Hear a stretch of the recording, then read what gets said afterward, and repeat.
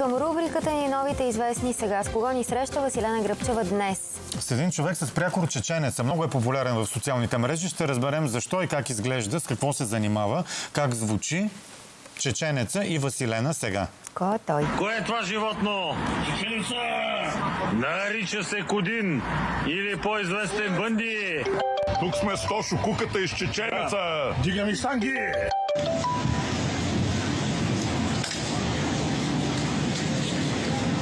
Здравейте! Аз съм Чеченица! Номер 1 съм! Негово величество Чеченица!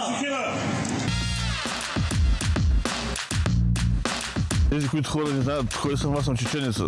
Кое е това животно? Кой е това животно? Чеченица! Чеченица! Здравейте от Чеченица! Едно време ми шиди лав. Мутите оказваха. Боже, дай ми силия, кръва ми зими. И Чеченица най-големен. Това е съвременния лав. Аз съм Петко, с какво занимавам. Бил съм охрана и сега в момента транспортен бизнес имам. Защо си чеченец? Трябва да тръгна заради моята визия. Обикновен човек съм си нормален, земен човек. Гледам да бъда добър. Мога да бъда и лош, зависи. Кое е това животно? Кое е това животно? Брадане, само ако ти позволиш, ще продължа да пея, брато. Нормално семейство си. Сега в момента едната бачката скоро махна се от работа, че малко пари дават и така. Деца имаш ли? Да, две момчета. Те гордеят ли се с тебе? Да. Какво ти казват? И какво да ми казват? Има такива хора, които говорят глупости и да не обръща внимание такива работи. Здравейте! Относно един коментар. Хората казали, че някой бил ма карал да правя клипове. Никой не ма кара. Аз си ги правя сам, правим си шоуто. Как си обясняваш това, че за едно денонощие стана толкова известен? Имаш ли някакво обяснение? Интересен съм. Значи аз преди да се занимавам с тези, само като ходих по улиците, хората ме гледаха. Аз съм интересен на хората дори без тези работи. Те хората като цяло си ме гледат. Може би заради моята визия.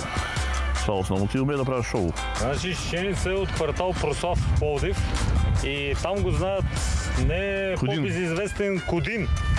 А от залата в Пловдив аз му бях кръстник, защото носеше една фанелка на Ало Бънди и всички го знаят в Пловдив като Бънди. Здравейте, аз съм Чеченица. Много хора искат да ме бият. Искат да му нокаутират. Не, аз съм експерт по бойни изкуства, директно от Индията. Ръка. Владее всички видови бойни изкуства. Стила на змията, стила на тигъра, стила на богомолцата. Всички хора, които не са те виждали на живо, се чудят колко си висок, колко килограма си, колко вдигаш от лежанка, тренираш ли? Тренирам си, да, то се личи. Колко съм висок, 1,92 някъде. Колко килограма? Близо 170, 160 и някога. Най-важно е храната. И аз тренирам се примерно малко повече, до 3 часа ми отнема. Основното ядене ми соево рис. Това не е основното ядене. Аз си падам по свинството. Много хора питат какво е в чантата Чеченица. И много хора го имитират с разни псевдочантички, обаче чантичките им пълни с вестници. Какво има в чантата на чеченец? Каквото Господ ми е дал. Оборотни пари. Да. Чувстваш ли се известен? Това съм известен, не се чувствам. Известен си? Да. Какво ти казват хората, като те видят по улиците? Полица радват хората, снимат с мен и така.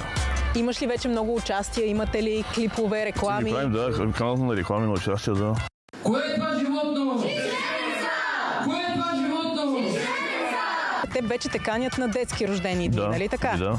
Какво ти казват децата и чеченеца подходящ ли е за детско парти? Подходящ ми, по-добре да съм, отколкото някоя на силиконова там порно актриса, така да кажа. Нали. Гледам ги, аз на детски рождени дни, те децата, такива деси са, слушат шалги, малги, изневери се пее в тези шалги песни. Нали. Аз обичам и аз шалгата, но ще задам един въпрос на родителите. Кой бих ти поканил на рожден ден? Някой фолковица или мен? Човек, кой е спортовен и друс? И ако някой мисли, че съм идиот, не съм идиот. Много съм си добре с главата. Живи и здрави, лека вечер. Според теб хората как се отнасят към теб? С ирония? Присмиват ли ти се или наистина ти се радват? По интернета има някакви хет мутреят. На живо са има смени. По интернет много мутри ги има там. Няма споменаване. Някакви шалеви ме нокаутирали. Аз се ги поканял винаги да влезе в Пловдив, да опитат да ме нокаутират. Аз не казах, няма да им е лесно, да пробват. От никой не се крия, разхождам се спокойно по Пловдив, с жена си най-вече.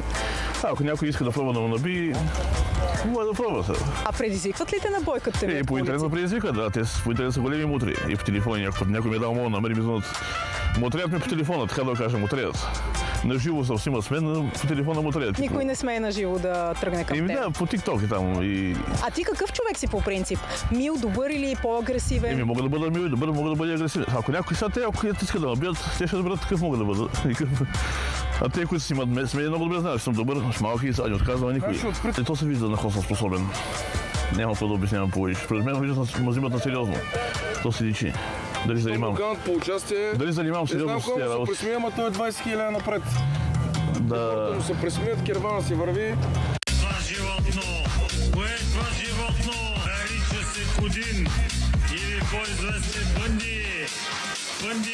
Чеченеца сметаме да направим политическа сила партия, с която да върнем времето и режима на Тодор Живков. Също така смятаме всички хора да бъдем равни.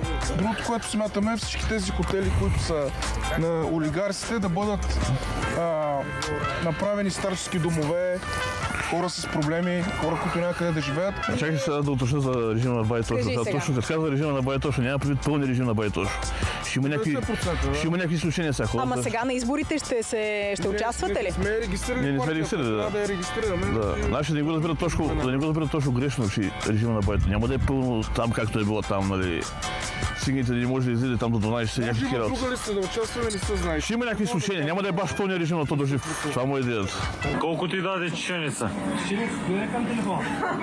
Чеченеца раздава долари, пачки. Чеченеца помага ли на хората? Да, аз имам клипа, да сега в България, да. Двамата даваме пари на бедни хора в нужда, пожари, които няма какво да ядат, настаня ги в домове, с Янко сме ги настаняли. Защо никой не казва за доброто, което правим, а всеки казва за... Първо сме се събрали да се направим някакво шоу. Ние си го правим да се разтоварваме. Ние сме някакви луди хора, ние сме някакви лоши хора. Просто се забавляваме по този начин. Нито той е олигофрен, човек е много умен, даже много му се чея къла, много земен и така нататък. Помага на бедни хора в нужда. Ще продължавам същия дух. Едно нещо работи, един събара. Има една поговорка.